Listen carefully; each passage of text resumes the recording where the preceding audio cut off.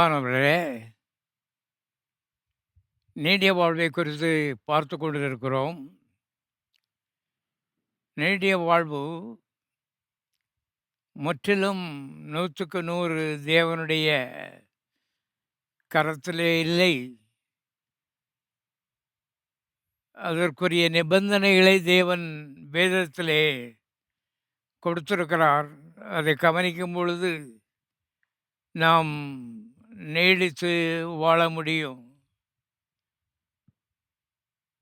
பாருங்கள், மக்கள், விசேஷமாக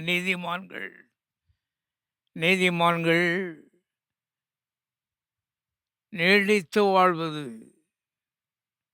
நல்ல வாழ்வை அவர்கள் இந்த உலகத்திலே அனுபவிப்பது தேவனுக்கு இஷ்டமாக இருக்கிறது என்று வேதத்தில் வாசிக்கிறோம். பிரியமானவனே, உன் ஆத்துமா வாழ்கிறது போல எல்லாவற்றிலும் வாழ்ந்து சுகமாயிருக்கும்படி நான் விரும்புகிறேன் என்று கர்த்தர் சொல்லியிருக்கிறார். ஆகவே தேவனுடைய பிள்ளைகள், ஆண்டவர் நினச்சா எடுப்பார், ஆண்டவர் நினச்சா விட்டுருவார் என்கிற அசத்தியத்தை தவிர்த்து விட்டு வசனத்தை கவனிக்க வேண்டியது அவசியமாக இருக்கிறது.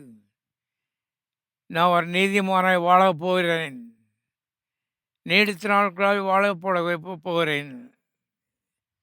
ஏனென்றால் நீதிமான்கள் நீடித்து வாழ்வார்கள் என்று சத்தியவேதத்தில் எழுதப்பட்டிருக்கு. சங்கீதம் 92:12 விதமாய் வாசிக்கிறோம்.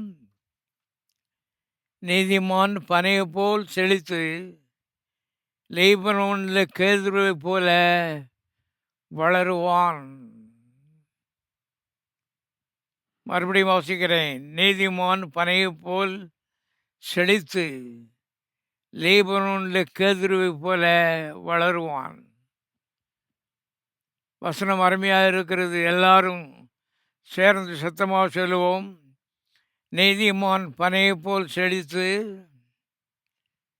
லீபனோனுள்ள கேதுருவை போல வளருவான். நான் ஒரு நீதிமான்.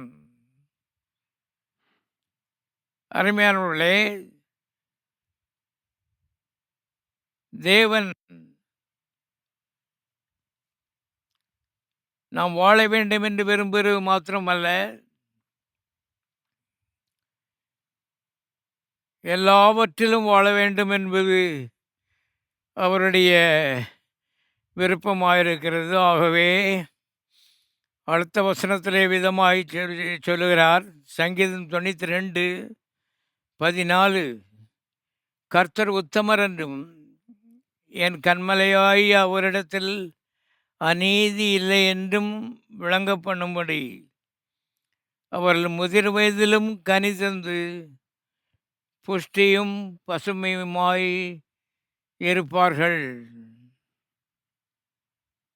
இந்த கடைசி பகுதியை வாசிக்கிறேன். நீதிமான்கள் முதிர் வயதிலும் கனி தந்து புஷ்டியும் பசுமையுமாய் இருப்பார்கள். இந்த வசனத்தை கூர்ந்து பார்க்கும் பொழுது கர்த்தர் தாம் நீதி உள்ளவர் என்பதை காட்டும்படி நீதிமான்களை நீடிய நாட்களாக வாழ வைக்கிறார் என்று வேதம் சொல்லுகிறது.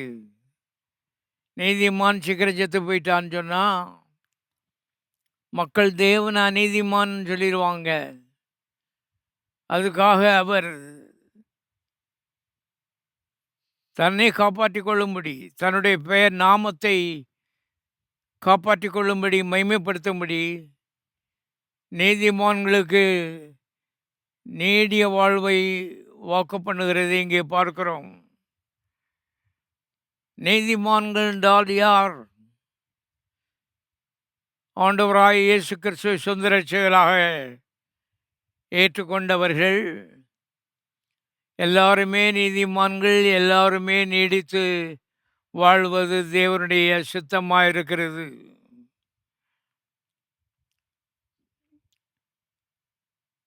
இயேசுவின் மீது விசுவாசம் வைக்கிற அந்த ஒரு அனுபவம் அநீதிமானை நீதிமானாய் மாற்றுகிறது. பிசாசின் மகனை தேவனுடைய குமாரனாய் மாற்றுகிறது. பாதாளத்துக்கு போகிற நம்ம பரலோகத்துக்கு திருப்புகிறது. ஆகவே நீதி இயேசுவிலே சுழலுகிறது என்பதை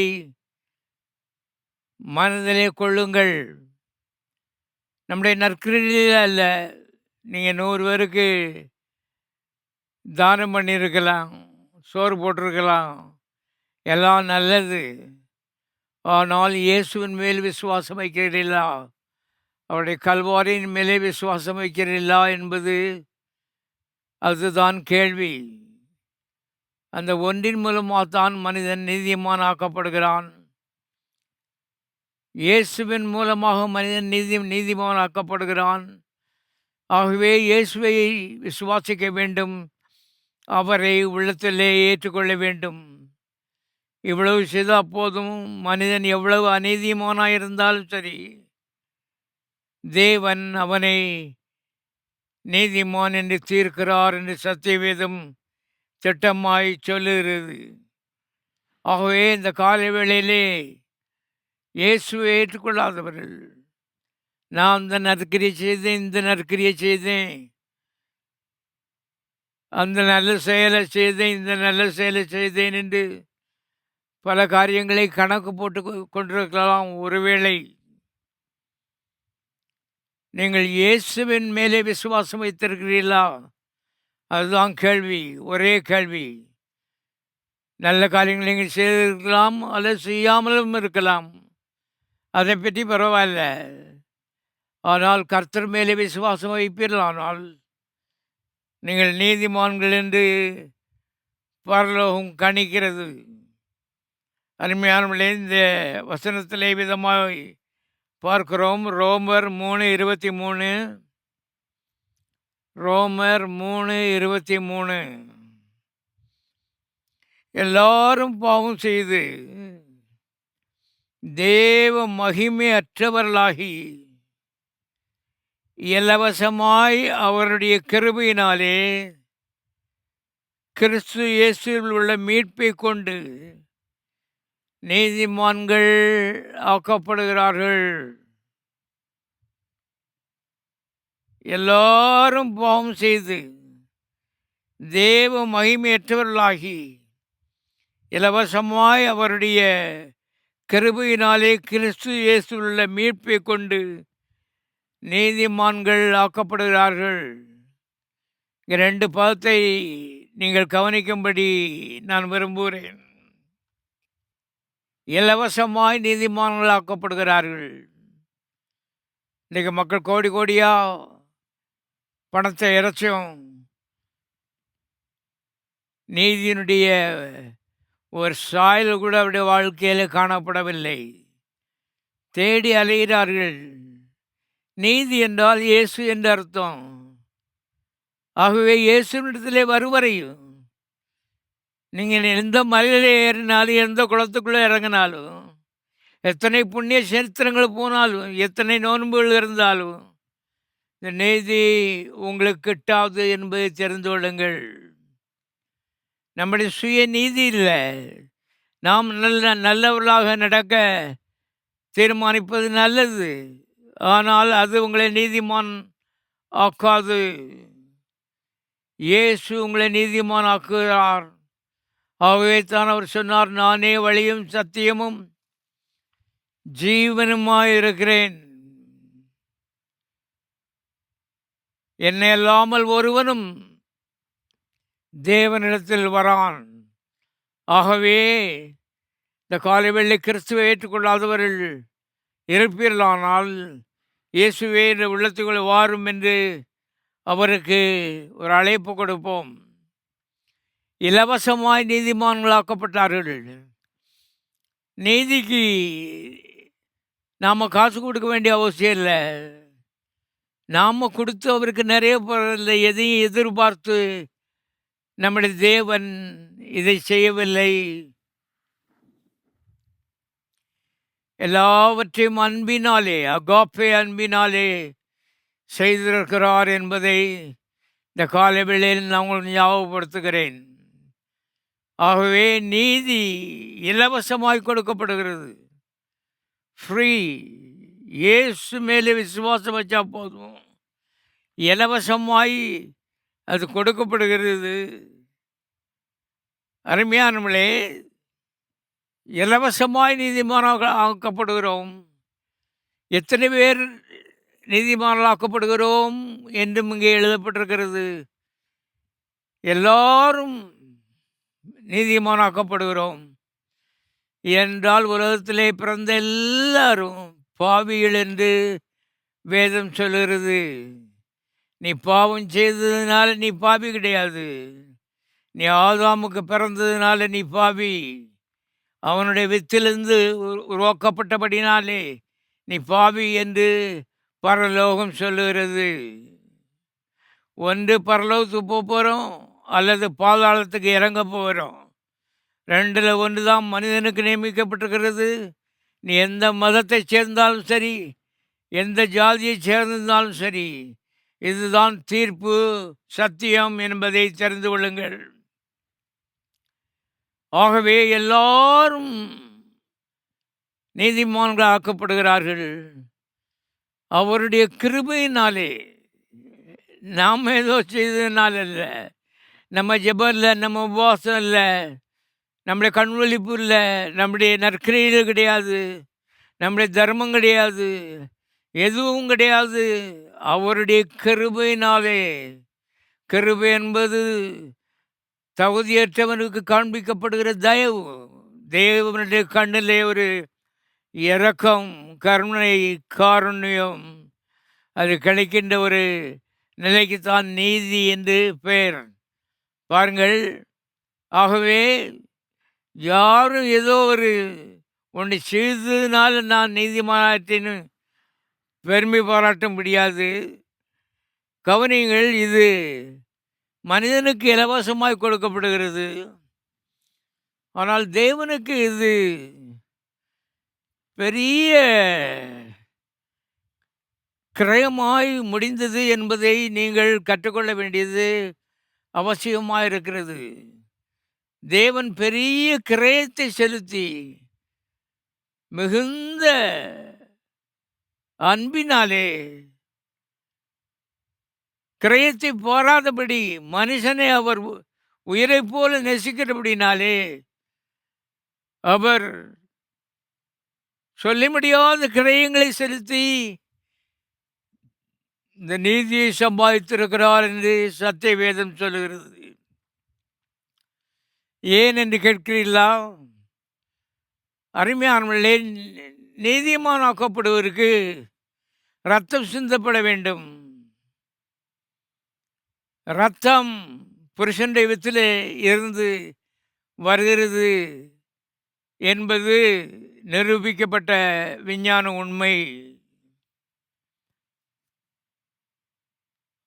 எல்லா புருஷரும் பாவிகளாக இருக்க அப்படின்னாலே, ஆதாமனுடைய வித்திலிருந்து பிறந்தவர்கள் எல்லாரும் பாவிகளாக இருக்க அப்படின்னாலே, ஒரு புருஷனும் இந்த உலகத்திலே அந்த இரத்தத்தை கொடுப்பதற்கு அவனுக்கு உரிமை இல்லை, யாரும் தகுதி இல்லை. ஆகவே உலக தோற்றத்துக்கு முன்பாகவே பிதாகுமாரன் பரிசுத்தாவியானவர் என்கிற திருத்துவ தேவன் நித்தியத்திலே அவர் ஆலோசித்தார்கள். மனிதனை சிருஷ்டிக்க போகிறோம், மனிதன் எப்படியும் பாவம் செய்வான், பாவியாகி இந்த மனுஷனுக்கு ஒரு நிவாரணம் வேண்டுமானால் ஒரு பதில் ஆள் அவனுக்கு தேவையாக இருக்கிறது. பதில் ஆள் பூமியிலே இல்லை, எந்த புருஷனும் இல்லை, ஆபிரகாமும் இல்லை, எலியாவும் இல்லை, யாக்கோவும் இல்லை, எல்லாரும் ஆதாமுக்கு பிறந்தவர்கள். ஆகவே இந்த பதில் ஆள் யார் என்ற கேள்வி அவர்களுக்கு திகைப்பை உண்டு பண்ணிட்டு, பூலோகத்திலே ஒரு பதிலாளும் இல்லை. பூலோகத்தில் நீதிமான் என்ற ஸ்தானத்துக்கு ஒரு மனுஷனை கொண்டு வரும்படி ரத்தம் சிந்துவதற்கு ஆளே இல்லை. ஆகவே பிதாக்குமாரன் பரிசுத்தாவியானவர் அவர் பேசி ஒரு முடிவுக்கு வந்தார்கள். இரண்டாவது ஆழத்துவமாகிய இயேசு கிறிஸ்து இந்த பூலோகத்திலே ஒரு நாளிலே மனிதனாய் பிறந்து அவர் மனுக்குலத்துக்காக ரத்தத்தை சிந்தி இவனுடைய பதில் ஆளாய் பாடுபட்டு இவனை நீதிமானாக்க வேண்டும் என்ற ஒரு ஆலோசனையை அவர்கள் செய்து முடித்தார்கள். ஆகவே தேவன் இந்த உலகத்திலே மனிதனே வந்தாதான் ஒரு மனிதன் நீதிமானாக முடியும். நீதிமான் என்றால் என்ன என்பதை புரிந்து கொள்ளுங்கள். இந்த உலகத்தில் எந்த கோயிலும், எந்த மதமும், எந்த புண்ணிய யாத்திரையும், எந்த நோன்பும், எந்த உபவாசமும் ஒரு மனிதனை நீதிமானாக்க முடியாது. 800 கோடி மக்களிலே ஒருவனை நீதிமானாக்க இந்த உலகத்தில் எந்த சக்தியும் இல்லை. ஆகவே தேவன் இந்த உலகத்திலே மனிதனாக இயேசு என்கிற பேரிலே அவர் பிறந்தார் என்று சத்திய வேதம் சொல்கிறது. இதுதான் சுவிசேஷம், நற்செய்தி. அநீதிமான்களாக இருக்கிறவர்கள் பாதாளத்துக்கு போவார்கள், நீதிமான்கள் பரலோகத்துக்கு போவார்கள். ஆகவே பாதாளத்திலிருந்து ஒரு மனிதனை தூக்கி பரலோகத்துக்கு கொண்டு போவதற்கு ஒரு பதிலாள் இரத்தத்தை சிந்த வேண்டி இருக்கிறது. அந்த இரத்தம் பாவம் இல்லாத இரத்தமாக இருக்க வேண்டும். ஆதாமுடைய இரத்தம் அவன் அந்த கனியை சாப்பிட்ட பின்பு அது பாவ இரத்தமாய் மாறி போனது. அந்த இரத்தத்திலிருந்து வந்த மனுக்குலம் முழுவதும் எல்லாம் பாவ இரத்தத்திலேயே வாழ்ந்து கொண்டிருக்கிறார்கள் என்று வேதம் சொல்லுகிறது. ஆகவே தேவன் இந்த பூலோகத்திலே மனிதனாக வர வேண்டும். உங்களுடைய கற்பனைக்கு விடுகிறேன். யோவான் சுவிசேஷம் 4ஆம் அதிகாரம் 24ஆம் வசனம் சொல்லுகிறது, தேவன் ஆவியாய் இருக்கிறார். தேவன் ஆவியாய் இருக்கிறார் என்றால் பொருள் என்ன? ரத்தம் கிடையாது. இப்ப ரத்தம் இல்லாத தேவன் ரத்தத்தை உடையவராக இந்த பூலோகத்தில் வர வேண்டுமானால் மனிதனாக பிறக்க வேண்டியது அவசியமாக இருக்கிறது. தேவன் மனிதனாக வர வேண்டிய கட்டாயம் ஏற்பட்டது. லேசான காரியம் அல்ல. The most difficult thing for God to do. கவனிங்க. ஆகவே தேவன் இந்த உலகத்திலே இரத்தத்தை சுமந்த ஒரு மனிதனாக அவதரிக்க வேண்டுமானால் அது கடினமான ஒரு காரியம். காரணம், தேவன் வேற, மனுஷன் வேற. ஒரு தேவன் 800 கோடி மக்கள். பாருங்கள் இந்த கம்பேரிசன். ஆகவே மனிதன் தேவனுடைய பார்வையிலே சுரும்பு ஒன்றுமில்லை, தூசி என்பதை தெரிந்து கொள்ளுங்கள். ஆகவே வேதம் சொல்கிறது, மனுஷனை நினைப்பதற்கும் அவனை எண்ணுவதற்கும் அவன் எம்மாத்திரம். அப்படிப்பட்ட மனுஷ ரூபத்தில், அப்படிப்பட்ட மனுஷ சாயலில், அப்படிப்பட்ட மனிதனாக இரத்தத்தை சுமந்து கொண்டு இந்த பூலோகத்திலே வர வேண்டும் என்ற ஒரு கட்டாயம் ஏற்பட்டது. இந்த ஒரே வழிதான் மனிதனை நீதிமானாக்குவதற்கு வழி என்று பரலோகம் கண்டுபிடித்தது.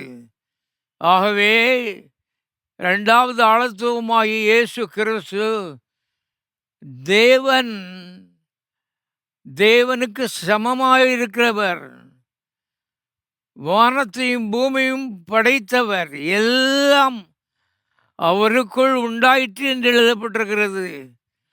அவர் இரத்தத்தை உடையவராக ஒரு மனிதனாக அடிமையின் ரூபம் எடுத்து இந்த பூலோகத்திலே பிறந்தார். இது கடினமான ஒரு காரியம். கடவுளுக்கு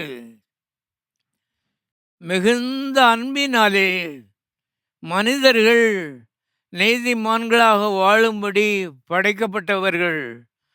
அவள் நீதிமான்களாக வாழ்ந்து என்றைக்கும் நீதிமானாகிய தேவனோடு பரலோகத்திலே வாழ வேண்டியவர்கள். பரலோகம் ஒன்று இருக்கிறது, பாதாளம் ஒன்று இருக்கிறது. இது ஒரு ஆவி உலகம். அதில் பல கோலங்கள் இருக்கிறது.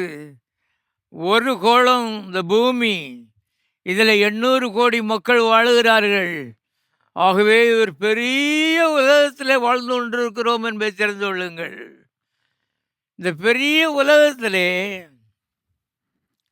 சின்ன தூசி மனுஷனாக இரத்தத்தை சுமந்து தேவன் மனிதனாக வேண்டும். இரத்தத்தை சுமந்து மனிதனாகிறது என்பது தேவனுக்கு ரொம்ப மரியாதை குறைவான ஒரு காரியம். ஆனால் தேவன் அன்பாகவே இருக்கிறபடினாலே, ஓம் மேலே அன்பாக இருக்கிறதுனால, ஓம் மேலே அன்பாக இருக்கிறதுனால அவர் அவருடைய மரியாதையை பெரிதாக எடுத்துக்கொள்ளவில்லை. அவர் தேவனுக்கு சமமாக இருந்தும் தேவனுக்கு சமமாக இருப்பதை கொள்ளையாடின பொருளாக எண்ணாமல் தம்மை தாமே வெறுமையாக்கி அடிமையின் ரூபம் எடுத்து இந்த உலகத்திலே மனுஷ சாயலானார் என்று சத்திய வேதம் சொல்லுகிறது. கொஞ்சம் கற்பனை பண்ணி பார்க்கும்படி பரிசுத்த ஆவியானவர் உனக்கு ஆலோசனை சொல்லுகிறார். ஏனென்றால் தேவன் அருமையானவர்களே இரத்தத்தை உடைய ஒரு மனிதனாக இந்த உலகத்தில் அவ்வளோ லேசாக ஒன்றும் பிறந்துட முடியாது. தேவன் வேற, மனிதன் வேற, மிருகங்கள் வேற, பிசாசுகள் வேற. ஆகவே இந்த தேவன் இந்த உலகத்திலே மனிதனாக பிறக்க வேண்டுமானால் கன்னி புருஷனுடைய வித்து விழாத கன்னியனுடைய வயிற்றிலே மாத்திரம்தான் அவர் பிறக்க முடியும் என்பது பிரமாணம், மாறாத ஒரு பிரமாணம். ஆகவே மரியாள் என்ற அந்த கன்னியை பரலோகம் முன்குறித்து தேர்ந்தெடுத்தது. அந்த மரியாளுக்கு இந்த தேவன் தேவகுமாரனாக அவர் பிறந்தார் என்பது அதிசயம். நாமெல்லாம் பிறக்கோம், எல்லாரும் மனுஷகுமாரர்கள், எல்லாரும் மனுஷருடைய வித்திலிருந்து உண்டானவர்கள். ஆனால் மரியாளுடைய வயிற்றிலே தேவனுடைய வித்து விழுந்தது. எந்த மனுஷனுடைய வித்தும் விழவில்லை என்பதை தெரிந்து கொள்ளுங்கள். மரியாள் யோசேப்புக்கு நியமிக்கப்பட்டிருந்தாள், என்கேஜ் பண்ணியிருந்தாங்க. ஆனால் மேரேஜ் இன்னும் முடியல. யோசேப்பு மரியாளை தொடவில்லை. யோசேப்பினுடைய மனுஷிகமான எந்த ஒரு காரியமும் இந்த கதையில் இல்லை. அருமையானவர்களே, இது தேவன் செய்கிற காரியம். தேவனுக்கும் மரியாளுக்கும் உள்ள தொடர்பு. அவர் மரியாளே என்று அழைத்தார். அழைத்து பாருங்கள், அந்த கன்னிகிட்ட சொன்னார். லூக்காவின் சுவிசேஷம் 1ஆம் அதிகாரம் 31ஆம் வசனத்திலே இவ்விதமாக சொன்னார், இதோ நீ கர்ப்பவதியாகி ஒரு குமாரனை பெறுவாய், அவருக்கு இயேசு என்று பெயரிடுவாயாக. அவர் பெரியவராயிருப்பார், உன்னதமானவருடைய குமாரன் எனப்படுவார். கர்த்தராகிய தேவன் அவருக்கு பிதாவாகிய தாவீதின் சிங்காசனத்தை கொடுப்பார். அவர் யாக்கோபின் குடும்பத்தாரை என்றென்றைக்கும் அரசாளுவார். அவருடைய ராஜ்யத்துக்கு முடிவிராது என்ற செய்தி மரியாளுக்கு வந்தது. ஒரு தேவதூதன் அதை கொண்டு வந்தான். அதற்கு மரியாள் தேவதூதனை நோக்கி, இது எப்படி ஆகும், புருஷனே அறியேனே என்றாள். பாருங்கள், அருமையான ஒரு அறிவான ஒரு கேள்வி. புருஷனை அறியேனே, எப்படி எனக்கு குழந்தை பிறக்கும்? இந்த உலகத்தில் இருக்கிற எந்த புருஷனும் இதில் தொடர்பு வைக்கக்கூடாது. வைத்தால் இந்த புனிதமான நீதி, புனிதமான இந்த ரட்சிப்பு கெட்டுப்போகும். ஆகவே தேவன் சொன்னார், உலகத்தில் உள்ள எந்த புருஷனையும் நீ அறிய போகிறதில்ல, யோசேப்பையும் அறிய போகிறதில்ல, அதனால இயேசு பிறக்க போகிறதில்ல. ஏனென்றால் குழந்தையினுடைய ரத்தம் புருஷனுடைய வித்திலிருந்து வருகிறது. யோசேப்பினுடைய வித்து ஆதாமனுடைய வித்து. ஆகவே வேதத்திலே விதமாக எழுதப்பட்டிருக்கிறது. லூக்கா 1:34 அதற்கு மரியாள் தேவதூதனை நோக்கி, நான் புருஷனை அறியேனே என்றாள். தேவதூதன் அவளுக்கு பிரவித்திரமாக, பரிசுத்த ஆவி உன்மேலே நிழலிடும், உன்னதமானவருடைய பலம் உன்மேல் நிழலிடும், ஆதலால் உன்னிடத்தில் பிறக்கும் பரிசுத்தம் உள்ளது தேவனுடைய குமாரன் எனப்படும். பாருங்கள், மறுபடியும் வாசிக்கிறேன், அப்போதான் விளங்கும். எந்த புருஷனுடைய தொடர்பும் உனக்கு ஏற்பட போகிறதில்ல, யோசேப்பும் உன்னை தொடப்போறதில்ல, யோசேப்பினுடைய வித்து உனக்குள்ள விழப்போறதில்ல. ஆனால் பரிசுத்த ஆவி உன்மேல் வரும், உன்னதமானவருடைய பலம் உன்மேல் நிழலிடும், ஆதலால் உன்னிடத்தில் பிறக்கும் பரிசுத்தம் உள்ளது தேவனுடைய குமாரன் எனப்படும் என்று சொன்னான். அருமையாலே கவனியுங்கள். ஆகவே மரியாள் ஒரு கன்னி, அவளுடைய வயிற்றிலே விழுந்தது தேவனுடைய வித்து. அந்த வித்திலிருந்து வந்தது பரிசுத்த ரத்தம், கரைபடாத ரத்தம், மாசு இல்லாத ரத்தம், பரிசுத்தமான ரத்தம். அந்த ரத்தத்தை தேவன் கொடுத்தார். இயேசு தேவனுடைய குமாரனாக மரியாளுடைய வயிற்றிலே திருமணம் செய்யாமலே தேவனுடைய அற்புத வல்லமையினாலே அவள் இயேசுவை பெற்றெடுத்தாள் என்று வேதம் சொல்லுகிறது. அருமையானவர்களே, இது தேவனுடைய செயல். அவரை தவிர வேறு யாரும் இதை செய்ய முடியாது என்பதை தெரிந்து கொள்ளுங்கள். பாருங்க, ஆகவே தேவனுடைய செயலினாலே இயேசு மரியாளுடைய வயிற்றிலே அவர் அவதரித்தார். யோசேப்பு மறுபடியும் என்கேஜ் பண்ணதுக்கு அப்புறம் மேரேஜுக்கெல்லாம் ஒழுங்கு பண்ணி கல்யாணம் நடந்துருச்சு. ஆனால் வேதம் சொல்லுகிறது, யோசேப்பு அவளை தொடவில்லை. ஏனென்றால் இது தெய்வீகமான காரியங்கள். பயப்படத்தக்க காரியங்கள், மனிதரை பிசாசின் கையிலிருந்து விடுதலையாக்குகிற காரியங்கள், அந்த கொடியவனுடைய பிடியிலிருந்து விடுதலையாக்கி அவருடைய வாழ்க்கை திசையையே மாற்றுகிற காரியம். இதில் மனுஷன் போய் அவனுடைய காரியங்கள் எதையும் அருமையால் இங்கே செய்ய முடியாது பாருங்க. அவர் தேவன் இதில் ஈடுபட்டு இயேசுவை இந்த பூலோகத்துக்கு கொண்டு வந்தார். அவதாரங்களை விசுவாசிக்கிறீர்களா என்று கேட்கிறார்கள். அவதாரங்களே அல்ல, அவதாரத்தை நாங்கள் விசுவாசிக்கிறோம். அவருடைய பெயர் இயேசு.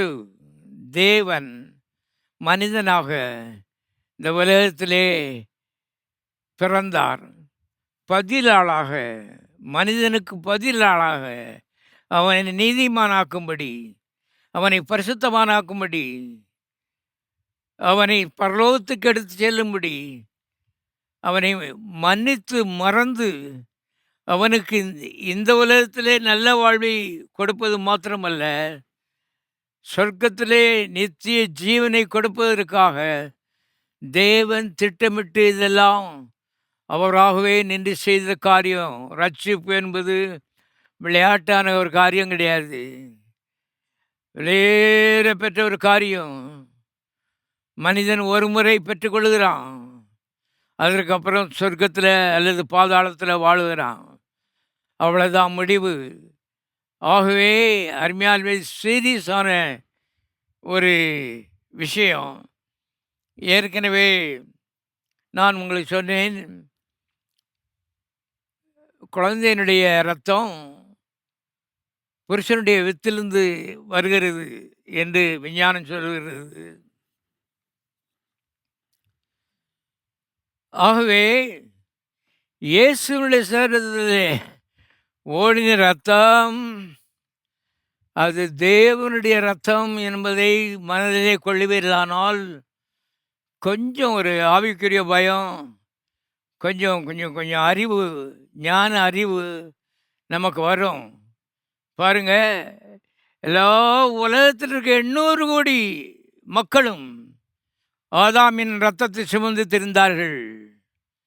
இந்த ஒரு மனுஷன் மாத்திரம் தேவனுடைய ரத்தத்தை சுமந்து இந்த உலகத்திலே திரிந்தார். அவருடைய வாஞ்சையெல்லாம் இந்த தேவனுடைய ரத்தத்தை மனிதனுக்கு பதிலாக கல்வாரியிலே இவன் செய்த தவறுக்காக சிந்த வேண்டும் என்ற ஒரே திட்டம். அதற்காக அவர் எல்லா காரியங்களையும் திட்டமிட்டு அவர் செய்ததை பார்க்கிறோம். அவருடைய நோக்கம் பாருங்கள், இயேசு 70 வயசு வரைக்கும் ஊழியம் செய்திருக்கலாம், லட்சம் பேரை ஆதாயப்படுத்தியிருக்கலாம். ஆனால் அவர் 33 வயதிலே, வாலிப வயதிலே மரிக்க வேண்டும் என்பது தேவனுடைய திட்டமாக இருந்தது. மனிதன் அப்போது மாத்திரமே நீதிமானாய் மாற முடியும் என்பது தேவனுடைய ஒரு பிரமாணம். சாவ போகிற வயசில், சாகிறதுக்கு முந்தின நாள் ரத்தத்தை சிந்துறதில்ல. நல்ல கொழுமையான பருவத்திலே 33 வயசிலே இயேசு தேவனுடைய இரத்தத்தை கல்வாரி சிலுவையிலே அவர் சிந்தினார் என்பதை தெரிந்து கொள்ளுங்கள். அவர் பதிலாளாக பாடுபட்டு இரத்தத்தை சிந்தி ஜீவனை கொடுத்தபடினாலே மனிதன் மறுபடியும் நீதிமானாக்கப்படுகிறான். மறுபடியும் பாவம் மன்னிக்கப்பட்டு மறுபடியும் ரட்சிக்கப்படுகிறான். மறுபடியும் பரலோகத்துக்கு போகிறதுக்கு வழி திறக்கிறது. ஆகவே தேவன் மனிதன் மேலே வைத்திருக்கிற அன்பு அது இந்த உலகத்தில் இல்லை. இந்த உலகத்தில் உள்ள எந்த அன்பையும் அந்த அன்போட ஒப்பிட முடியாது. அருமையானவர்களே, அவ்வளவு மகத்தான அன்பை தேவன் 2000 ஆண்டுகளுக்கு முன்பதாக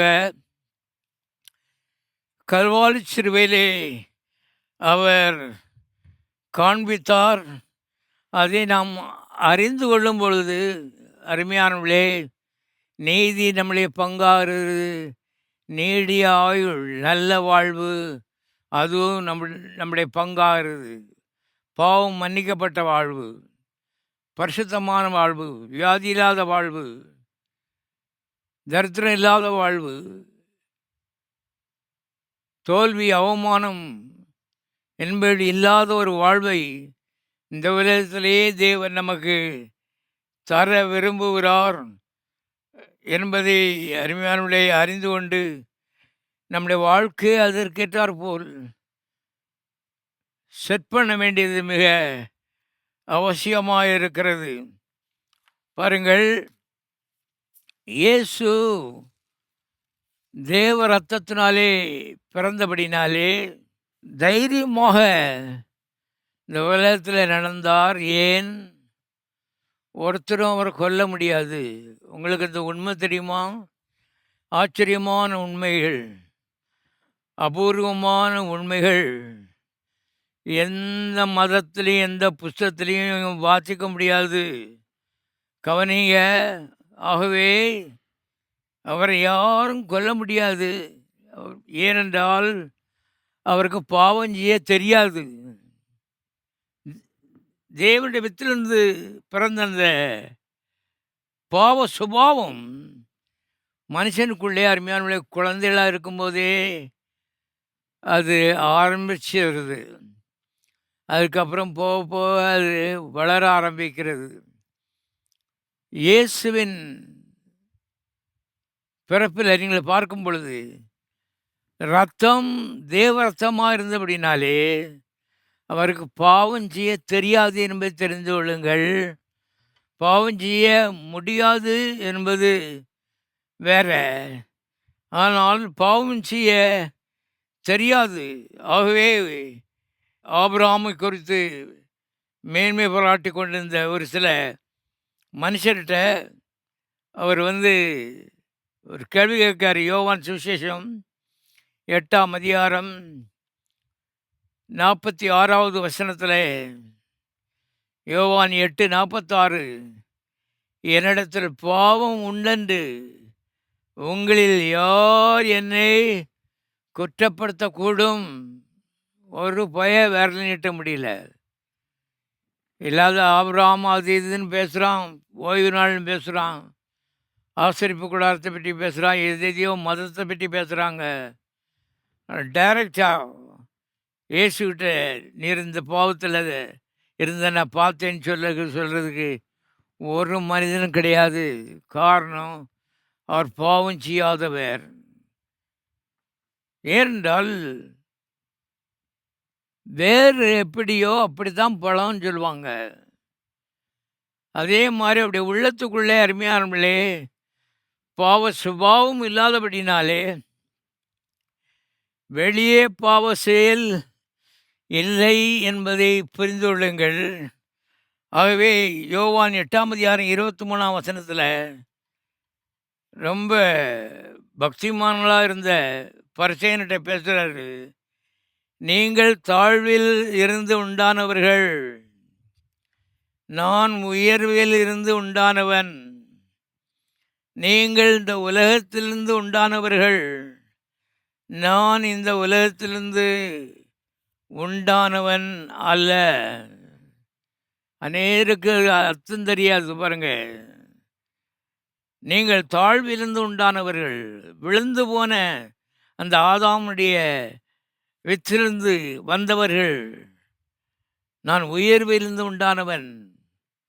நீங்கள் இந்த உலகத்திலிருந்து பிறந்தவர்கள், நான் இந்த உலகத்திற்குரியவன் அல்ல. நான் பரலோகத்திலிருந்து பிறந்திருக்கிறேன்.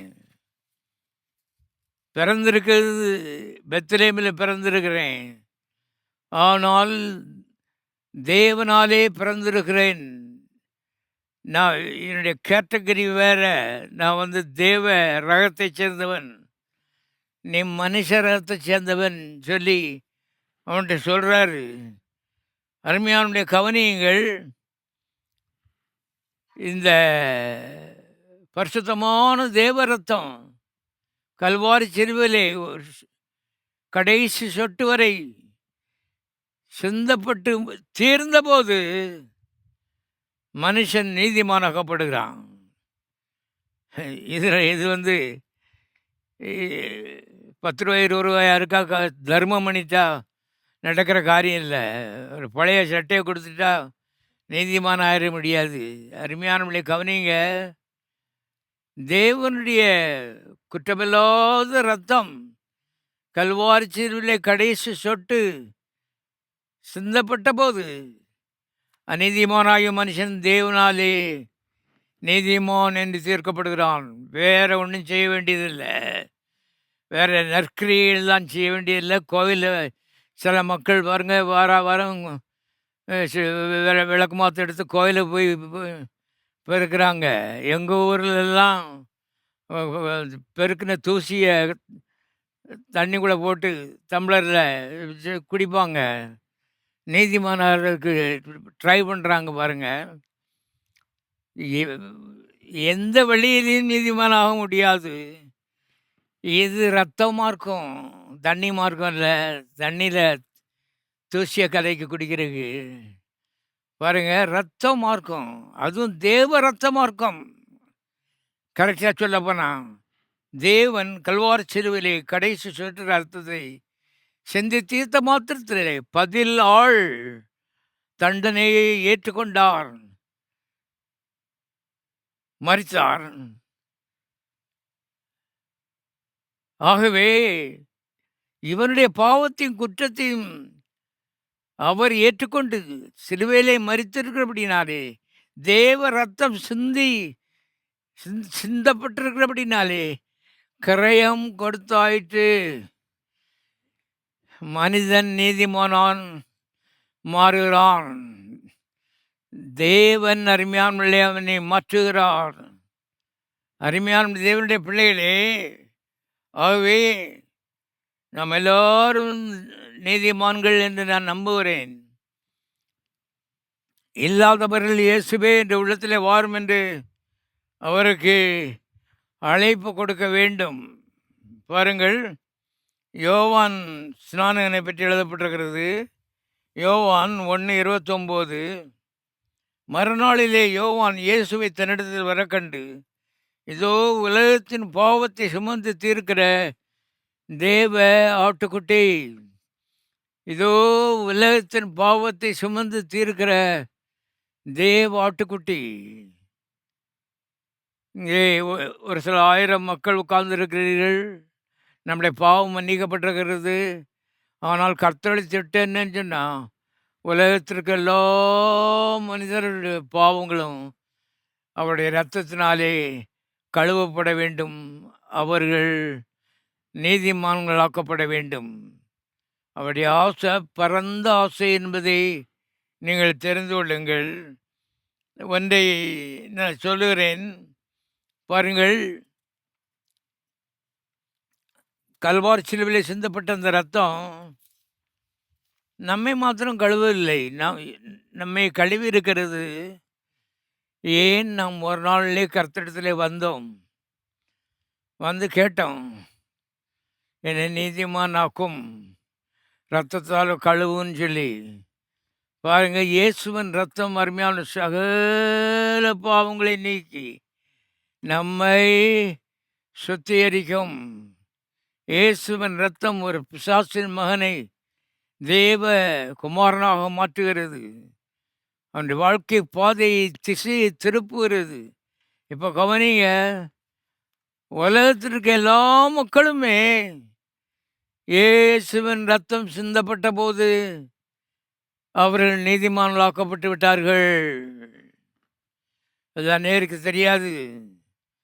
உலகத்தில் இருக்க எல்லா பாவிகளும் நீதிமான்கள் ஆக்கப்பட்டு விட்டார்கள்.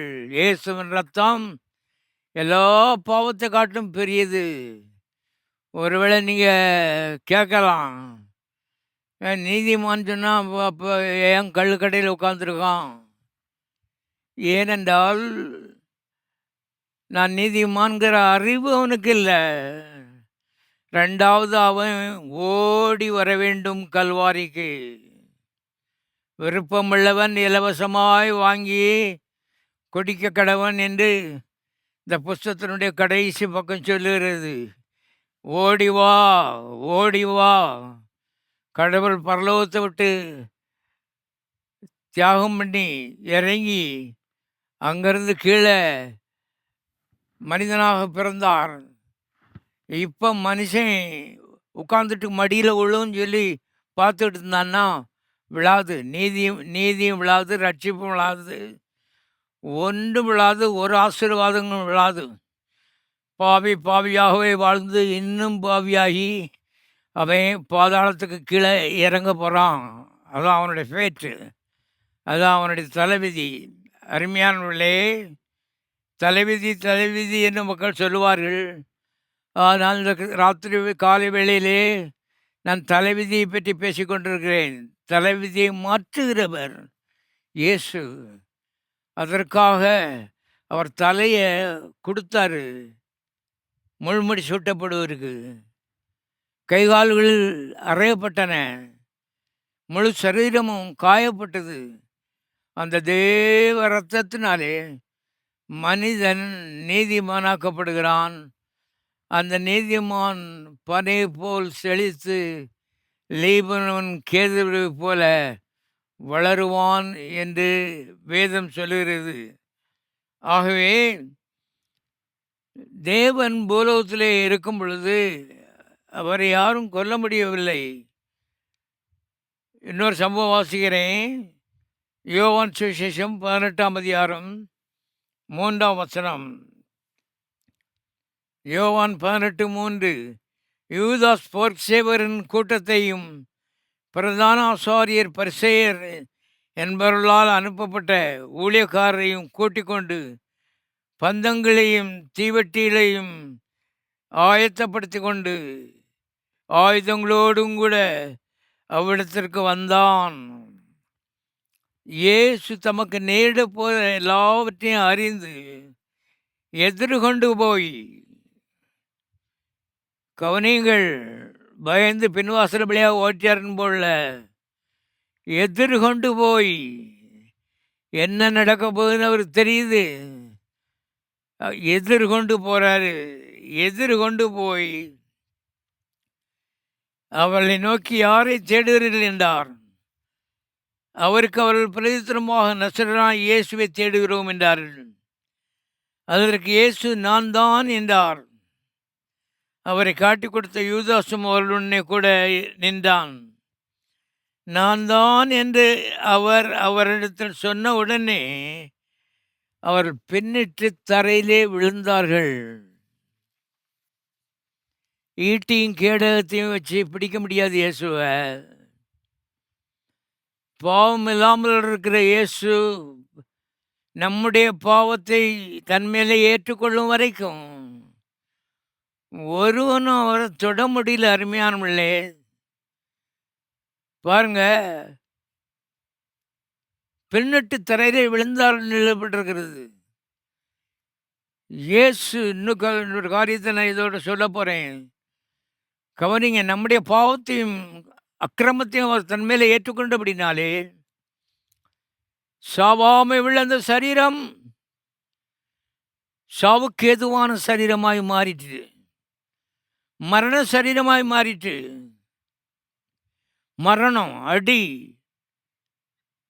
வேதனை இவளெல்லாம் அந்த சரீரத்தின் பங்காயிற்று. ஆனால் இயேசு அந்த கரையத்தை கொடுத்தாரு. பரவாயில்ல, மணமக்கள் நல்லா இருந்தா போதும் சொல்லி இந்த கிரயத்தை கொடுத்தாரு. ஆகவே வேதம் முழுவதும் விதமாய் சொல்லுகிறது. யோவான் சுவிசேஷம் 10ஆம் அதிகாரம் 17ஆம் வசனம், அதில் விதமாய் வாசிக்கிறோம். நான் என் ஜீவனை மறுபடியும் அடைந்து கொள்ளும்படிக்கு அதை கொடுக்கிறபடினாலே பிதா என்னில் அன்பாய் இருக்கிறார். ஒருவனும் அதை என்னிடத்திலிருந்து எடுத்துக்கொள்ள மாட்டான். மறுபடியும் வாசிக்கிறேன். ஒருவனும் அதை என்னிடத்திலிருந்து எடுத்துக்கொள்ள மாட்டான். நானே அதை கொடுக்கிறேன். அதை கொடுக்கவும் எனக்கு அதிகாரம் உண்டு, அதை மறுபடியும் எடுத்துக்கொள்ளவும் எனக்கு அதிகாரம் உண்டு. ஒருவனும் ஜீவனை என்னிடத்திலிருந்து எடுத்துக்கொள்ள மாட்டான்னு சொல்லி சொல்றாரு. பாருங்க, ஆகவே அவருடைய பட்டயமோ, அவருடைய கேடகமோ, அவருடைய ஆயுதங்களோ இயேசுவின் உயிரை பறிக்கவில்லை. இயேசு நம்மை நீதிமான்களாக்கும்படி தம்முடைய ஜீவனை அவரே கொடுத்தார். நானே அதை கொடுக்கிறேன், நானே அதை எடுத்துக்கொள்ளுவேன், எனக்கு அந்த அதிகாரம் இருக்கிறதுன்னு சொல்றாரு. கவனிங்க, ஆகவே ஜீவனை கொடுத்தா தான் நீதி கிடைக்கும். சோறும் சாம்பாரும் ரசமும் போட்டு நாங்கள் பந்தி வைக்கோம், அன்னதானம் பண்ணுறோன்னு சொன்னால் சாம்பார் நீதியை கொண்டு வர போகிறதில்ல. யோசித்து பாருங்க. ஆகவே இயேசுவின் ரத்தம் அதற்கு கொடுக்க வேண்டிய மரியாதையை நீங்கள் கற்றுக்கொள்ள வேண்டியது அவசியமாக இருக்கிறது. ஏனென்றால் இயேசுவின் ரத்தத்தை குறித்து மேலும் மேலும் அறிய அறிய நமக்குள்ள ஒரு பயமும், அருமையானவர்களே, தெய்வீகமான பயம் ஏற்படுகிறது. வாசிக்கிறேன். நாசரேத்தூரில் இயேசு கிறிஸ்து போய் பிரசங்கம் பண்ண போயிருக்காரு. அங்கே பிரசங்கம் பண்ணிட்டு இருக்கிறாரு. லூக்கா 4ஆம் அதிகாரம் 23ஆம் வசனத்தில், லூக்கா 4ஆம் அதிகாரம் 23ஆம் வசனத்தில், அவர் அவரை நோக்கி, வைத்தியனே, உன்னைத்தானே குணமாக்கிக் கொள் என்கிற பழமொழியை சொல்லி,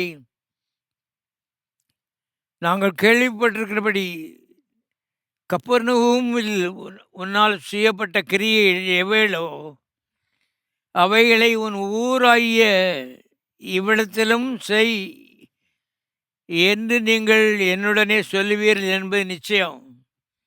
ஆனாலும் தீர்க்கதரிசி ஒருவனும் தன் ஊரிலே அங்கீகரிக்கப்பட மாட்டான் என்று மெய்யாகவே உங்களை சொல்லுகிறேன். அன்றியும் எலியாவின் நாட்களிலே 3 வருஷமும் 6 மாதமும் வானம் அடைபட்டு தேசமெங்கும் மிகுந்த பஞ்சம் உண்டாயிருந்த போது இஸ்ரவேலுக்குள் அநேக விதவைகள் இருந்தார்கள். ஆயினும் எலியா சீதோன் நாட்டில் உள்ள சரப்தா ஊரில் இருந்த ஒரு விதவையினிடத்திற்கு அனுப்பப்பட்டானே அல்லாமல் மற்ற ஒருத்தனிடத்திலும் அனுப்பப்படவில்லை. அல்லாமலும் எலிசா தீர்க்கதரிசியின் காலத்தில் இஸ்ரவேலருக்குள்ளே அநேக குஷ்டரோகிகள் இருந்தார்கள். ஆயினும் சீரியா தேசத்தானாகிய நாகமான அல்லாமல் அவர்கள் வேறு ஒருவனும் சுத்தமாக்கப்படவில்லை என்று சத்தியத்தின்படியே உங்களுக்கு சொல்லுகிறேன் என்றார். ஜெப ஆலயத்திலிருந்து எல்லாரும் இவளை கேட்ட பொழுது கோபம் உண்டு எழுந்திருந்து அவரை ஊருக்கு புறம்பே தள்ளி தங்கள் ஊர் கட்டப்பட்டிருந்த செங்குத்தான மலையின் சிகரத்திலிருந்து அவரை தலைகீழாய் தள்ளிவிடும்படிக்கு அவ்விடத்துக்கு கொண்டு போனார்கள். அவரோ அவர் நடுவிலிருந்து கடந்து போய்விட்டார். ஊர்க்காரங்க பூராவும் பிடிச்சிருக்கான். எதுக்குன்னு கேட்டால் தலைகீழ தள்ளி விடுறதுக்கு, எங்கள் உச்சியிலிருந்து சாகடிக்கிறதுக்கு. ஆளை பார்த்தா காணும். அருமையானவர்களே, கவனிங்கள். ஆகவே இயேசு என்றால் நம்ம பக்கத்து வீட்டுக்காரன்னு நினச்சிட்டு இருக்கக்கூடாது. இயேசுன்னா யாருங்கிற அறிவு நமக்கு வரும்போது அன்பு பெருக ஆரம்பிக்கும், வாழ்க்கை வளமாக ஆரம்பிக்கும் என்பதை தெரிந்து விடுங்கள். அறிவு அன்பை பெருக பண்ணும். ஆகவே சத்தியத்தை அறிவீர்கள். அந்த அறிவு உங்களை விடுதலையாக்கும். ஆகவே இந்த காலை வேளையிலே இயேசுவை பற்றி நன்றாக அறிந்து கொள்ளுங்கள். பிடிச்சிட்டான், கையில் தான் வச்சுருக்கான். தலையில் தள்ளி விடுறதுக்கு எல்லாம் முயற்சி பண்ணுறான், ஆளை காணும். கவனிங்க. ஆகவே அவர் நம்முடைய பாவங்களை தன்மேலே ஏற்றுக்கொண்டு அருமையானுடைய பாவியாக மாறின பொழுது மரணம் அவர் மேலே அதிகாரம் செலுத்த ஆரம்பித்தது. அதுவரைக்கும் மரணத்துக்கு அவர் மேலே உரிமையே கிடையாது. அவர் ஜீவாதிபதி. மரணத்துக்கும் வியாதிக்கும் பலவீனங்களுக்கும் இவளுக்கு எதுக்குமே அவருடைய சரீரத்தில் அருமையானவர்களே அதிகாரம் கிடையாது, தொட முடியாது. பாருங்க, குஷ்டரோகி 100 வருஷமோ யாரும் தொட்டதில்லை. அவன் யாரும் தொட்டக்கூடாதுன்னு சொல்லி தீட்டு தீட்டு தீட்டு தீட்டுன்னு கத்திட்டு இருக்கான். அவன் போய் தலையில் போய் தொடுறாரு. உன் குஷ்டம் பெருசா நான் பெருசான்னு பார்க்கணும். அதனால் குஷ்டரோகம் மறைந்து போயிட்டு என்று எழுதப்பட்டிருக்கிறது.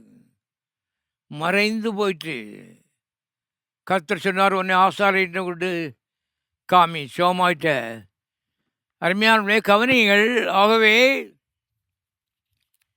நீதி என்பது இயேசுவின் இரத்தத்தினாலே சம்பாதிக்கப்பட்ட ஒன்று. ஏன்? அவர் நம்முடைய பதிலாள். தேவனாக இருக்காருன்னு சொன்னீங்க, பிறகு எப்படி பதிலாக வர முடியும்? அதுதான் அன்பு. மனுஷன் ஒருத்தனும் இல்லை. ஆகவே தேவன் மனிதனாகி மனுஷனுக்கு பதிலாளாக தேவ ரத்தத்தை சிந்தி நம்மை நீதிமான்களாக்கி இருக்கிறார். அந்த நீதிமான்கள் ஒரு நாளும் வெட்கப்பட்டு போக மாட்டார்கள். நீதிமான் அப்பத்துணிக்கைக்கு இறந்து தீர்ந்ததை என் வாழ்நாளிலே நான் கண்டதே இல்லை என்று தாபீது சொல்கிறான். பாருங்க, அவர்கள் ஆசீர்வதிக்கப்பட்டவர்கள்.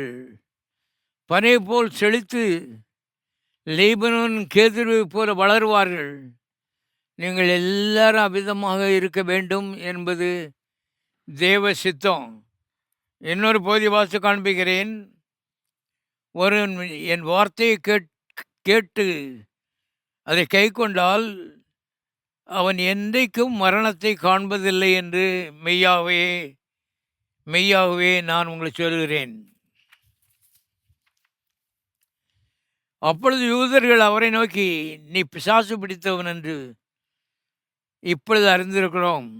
ஆபிரகாம் தீர்க்கதரிசிகளும் மரித்தார்கள். நீயோ ஒருவன் என் வார்த்தையை கை கொண்டால் என்றைக்கும் மரணத்தை ருசி பார்ப்பதில்லை என்கிறாய். எங்கள் பிதாவாகிய ஆபிரகாமில் பெரியவனோ அவர் மரித்தார், தீர்க்கதரிசிகளும் மரித்தார்கள். உன்னை நீ எப்படிப்பட்டவனாக்குகிறாய் என்றார்கள். இயேசு பிரயுத்தரமாக, என்னை நானே மகிமைப்படுத்தினால் அந்த மகிமை வீணாக இருக்கும். என் பிதா என்னை மகிமைப்படுத்துகிறவர், அவரை உங்கள் தேவன் என்று நீங்கள் சொல்லுகிறீர்கள். ஆயினும் நீங்கள் அவரை அறியவில்லை. நான் அவரை அறிந்திருக்கிறேன். அவரை அறியேன் என்று சொல்வேன் ஆகில் உங்களைப் போல பொய்யனாயிருப்பேன். அவரை நான் அறிந்து அவருடைய வார்த்தையை கை கொண்டிருக்கிறேன். உங்கள் பிதாவாகிய ஆபிரகாம் என்னுடைய நாளை காண ஆசையாயிருந்தான், கண்டு களி கூர்ந்தான் என்றார். அப்பொழுது யூதர்கள் அவரை நோக்கி, உனக்கு இன்னும் 50 வயது ஆகவில்லையே, நீ ஆபிரகாமை கண்டாயோ என்றார்கள். அதற்கு இயேசு, ஆபிரகாம் உண்டாகிறதுக்கு முன்னமே நான் இருக்கிறேன் என்று மெய்யாகவே நான் உங்களை சொல்லுகிறேன். பாருங்கள், மறுபடியும் அந்த வசனத்தை வாசிக்கிறேன். ஆபிரகாம் உண்டாகிறதுக்கு முன்னமே நான் இருக்கிறேன் என்று மெய்யாகவே மெய்யாகவே உங்களுக்கு சொல்லுகிறேன். அப்பொழுது அவர் மேல் எரியும்படி கல்லுகளை எடுத்துக்கொண்டார்கள். இயேசு மறைந்து அவர் நடுவே கடந்து தேவாலயத்தை விட்டு போய்விட்டார். அங்கதான் இருக்காங்க. பக்கத்தில் 8 அடி தூரத்தில் பெரிய பெரிய கல்லெடுத்து கொல்றதுக்காக எரியறதுக்கு ஆயத்தமாக இருக்கானுங்க. ஆளை பார்த்தா காணும். கவனிங்க அருமையானவர்களே. ஆகவே இயேசுவின் மேன்மையை அறிந்து கொள்ளுங்கள். அந்த மகத்துவமான தேவனுக்கு சமமாயிருந்தும் சமமாயிருப்பதை கொள்ளையாடின பொருளாய் எண்ணாமல் தம்மை தாமே வெறுமையாக்கி அடிமையின் ரூபம் எடுத்து மனுஷர் சாயல் ஆனபடியினாலே நாம் நீதிமான்களாக்கப்பட்டிருக்கிறோம். நீதிமான்கள் பனையை போல் செழித்து லீபனோனின் கேதுவை போல் வளருவார்கள். எல்லா நீதிமான்களும் யாரும் காலத்துக்கு முன்னால் செத்து போகக்கூடாது. யாரும் அருமையான வியாதியினாலே பாதிக்கப்படக்கூடாது. காரணம், நாம் நீதிமான்கள், இயேசுவின் பிள்ளைகள், பரலோகத்தினுடைய பிரஜைகள். இவைகள் நம்மை தொடுவதற்கு வேதத்தின்படி எந்த உரிமையும் அவளுக்கு கிடையாது. ஆகவே எல்லோருக்கும் வாழ்ந்து சுகமாயிருக்க விரும்புகிறேன் என்பதுதான் தேவனுடைய வார்த்தையாயிருக்கிறது. தயவுசெய்து எல்லாரும் எழுந்திருப்போம்.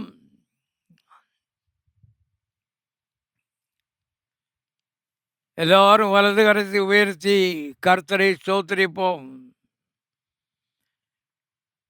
பாவிகளாயிருந்த நம்மை இலவசமாய் அவருடைய கிருபையினாலே நீதிமான்கள் ஆக்கினார். பாதாளத்துக்கு இறங்கி கொண்ட நம்முடைய திசையை மாற்றி அமைத்து பரலோகத்துக்கு மேலே ஏறி பண்ணினார். எல்லாரும் கரங்களை வைத்து கர்த்தரை ஸ்தோத்திரிப்போம், ஜெபிப்போம். பரலோக பிதாவே, நன்றியோடு நாம் துதிக்கிறோம். பிசாசின் பிள்ளைகளாயிருந்த எங்களை இந்த பிடியிருந்து விடுதலை ஆக்கி கர்த்தாவே, எங்களை நீதிமான்கள் இந்த பட்டத்தை சுவட்டி பரலோகத்துக்கு அழைத்து கொண்டு போய் கொண்டிருக்கிறபடி நாம் துதிக்கிறோம். தகப்பனே, உம்மை யாரும் தொட முடியாது, அதுபோல எங்களை யாரும் தொட முடியாது. அந்த ரீதியிலே கர்த்தாவே, வெற்றியை ஸ்தாபித்து நீர் பரலோகத்துக்கு போயிருக்கிறபடினால் உமக்கு நன்றி. தகப்பனே, ஒவ்வொருவரையும் ஆசீர்வதி. இயேசுவின் நாமத்தில் வியாதிகள் இயேசுவின் நாமத்தினாலே மறைந்து போவதாக. இயேசுவின் நாமத்தினாலே எல்லா பலவீனங்களும் கட்டப்படுவதாக. இயேசுவின் நாமத்தினாலே அகால மரணங்கள் சபிக்கப்படுவதாக. மக்கள் இயேசுவின் நாமத்திலே வாழ்ந்திருப்பார்களாக. இயேசுவின் நாமத்தில் பிதாவே.